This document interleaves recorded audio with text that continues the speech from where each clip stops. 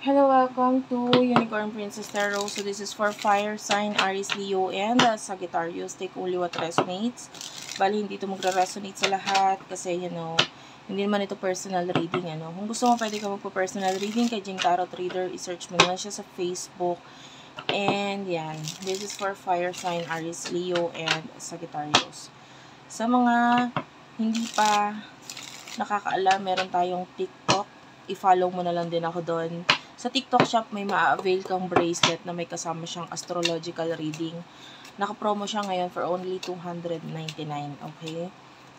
Yung astrological reading na yon, compatibility nakalagay doon pero kung wala ka namang gustong ipa-compatibility reading, pwede naman yung sa sarili mo na lang. Okay? And then kung ano yung mga questions mo, pwede naman. Okay? Pwede rin may kinalaman sa future. We will read your astrology or yung pinaka birth chart mo. Okay, this is for fire sign, for fire sign. For fire sign. Okay, fire sign. Love, hammer, love call. Okay. Soulmate is here.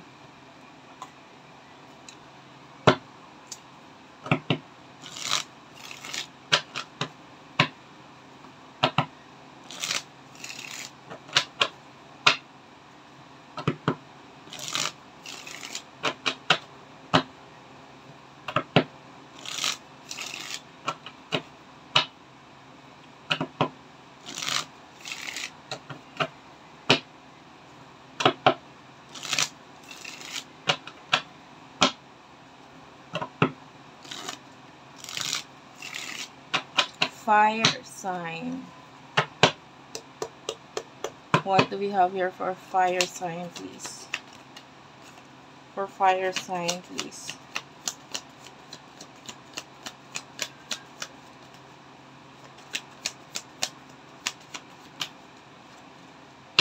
Okay. Engagement ring, healthy choices, clock, and the snake. Okay. Bottom of the deck is the passion. Nakakita ko ng dito. Love between sa inyo nitong person nito. You do love this person, itong person nito loves you.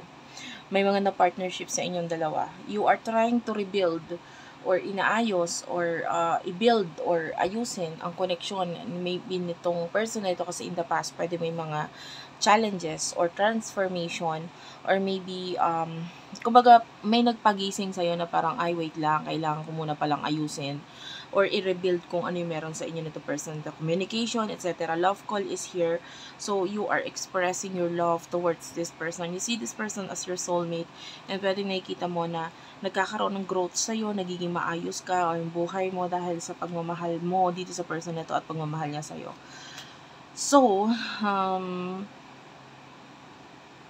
maybe in the past, hindi mo kasi ipinakita, no? And, nagkaroon ng paghahanapan. Maybe may hinanap siya sa'yo or may hinanap ka sa kanya, etc. na nag-lead ito sa hindi maganda, which is naka-apekto sa connection or sa relationship ninyo. Okay? And, but now, nakakita tayo ng parang pagbabalik nitong connection na maganda at nung emosyon para sa isa't isa. This person is being happier because of that. Because hindi nagiging toxic yung relationship ninyo, nagiging masaya siya ngayon. And there's another person, and I would say with a snake here, na pwedeng nagiging sagabal dito sa connection ninyo. Pero pwedeng nalayuan nyo na yun Nakikita natin na pwedeng ito ay a person in the past, itong person nito. And tinatry niya mag-move on doon. The love is here with the passion and the boat. So, yeah, this person is trying to move on from that past person. That could be his or her ex or maybe someone, no? Lalo na with the girl with the snake. Nakakita tayo ng hindi magandang the karmic relationship. So, this could be a person, could be his or her karma. But nakikita natin na nililet go or nilalayuan niya na itong person na ito. No? And maybe tinatry niyang i-rebuild yung connection na meron sa inyo. Okay? Tell me more for the sign of fire sign.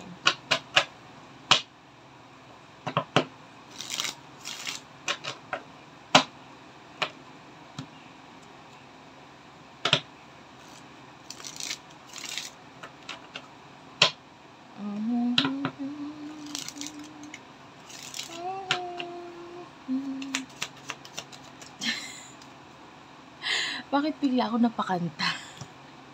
Ba't bigla ako ganun. Natawa ako, nagre-reading nga pala ako, nawala sa loob ko, no? Pero, the song was like, and I was trying, ayan, to hold you,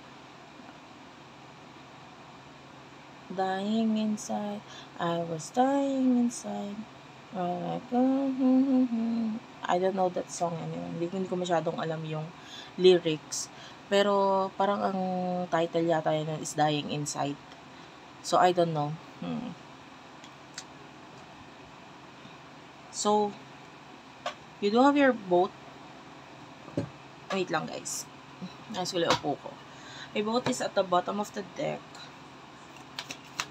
For fire sign, please. What do we have here for fire sign?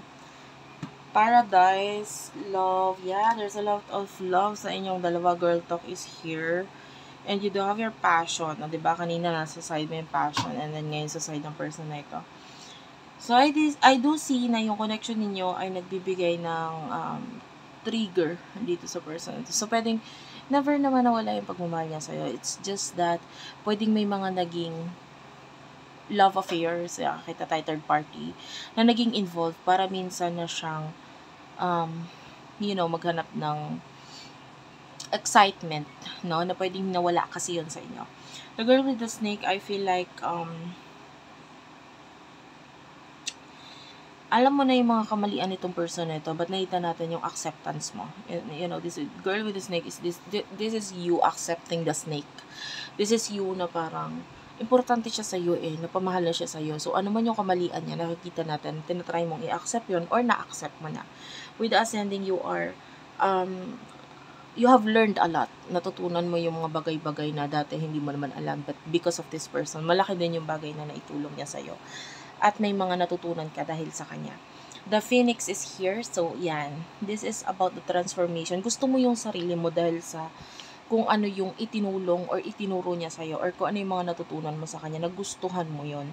So, somehow, kung may mga naging sagabal man dito sa connection na ito, hindi mo na masyadong iniintindi yun, or wala ka na masyadong pakialam doon. The way I see this is that mas focus ka na, or mas importante na sa'yo yung mga years, or yung pagsasama, or yung relationship ninyong dalawa. Okay? With regards to the past, you have already moved on or nagmo-move on ka na doon sa mga nangyari na yon. And what will happen in the future sa relationship ninyo for fire sign? Aries, Leo, Sagittarius. Fire sign, please. Para sa fire sign.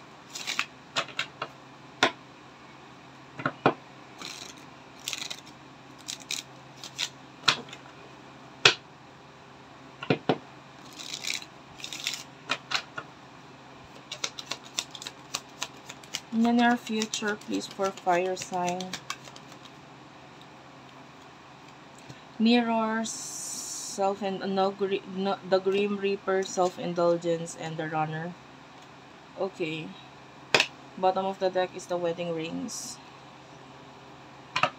Okay.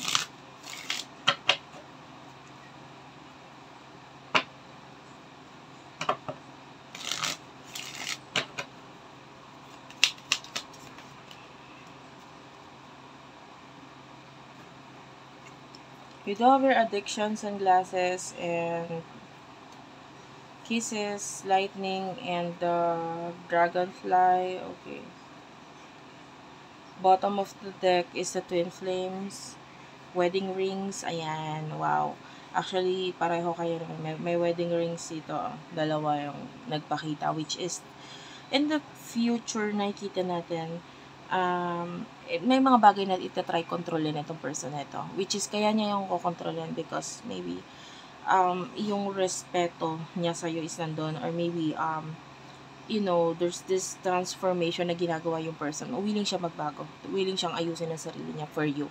Kung ano man yung mga kamalian niya in the past, might mo nandun pa rin yung, natutokso, pero hindi niya na para ituloy. Kung nandun yung pagbalik-balik tanaw sa nakaraan, pero hindi niya para ituloy ito. This person, there's a yin and yang energy sa inyo with the twin flame. You could be dealing with your twin flame, or you could just be married with the person na talagang kukumpleto sa'yo. And then this person, sa side mo naman, nakakita tayo ng transformation sa sarili mo na para hindi mo nabalikan kung ano yung dating ikaw. The future says that you are focusing on yourself, you are learning to appreciate kung ano yung mga bagay na kaya mong gawin. Kasi na-realize mo, kaya mo naman talaga. Kailangan mo lang talaga ng taong ito para kayanin yung mga bagay na akala mo noon hindi mo kaya. And with the runner, I am seeing you, you are running away from being dependent, sabihin natin, sa connection na ito. You don't want to be dependent anymore. Gusto mo maging independent na. Which is okay lang yun. Maganda nga yun eh. Kasi might be in the past, siya yung nagko-control sa'yo, siya yung nagsasabi kung dapat mong gawin, etc. But then in the future, you have your own galing na maipapalabas. Mayroon kang sariling desisyon na mailalabas. And that would help para mas lalong magkaroon ng pagbabago sa connection na ito. Kumbaga malaking tulong yun kasi may mga acknowledgement sa mga strength mo and maaaring mailabas or maipamalas mo ito. Okay, thank you for watching guys. I love you all and bye-bye.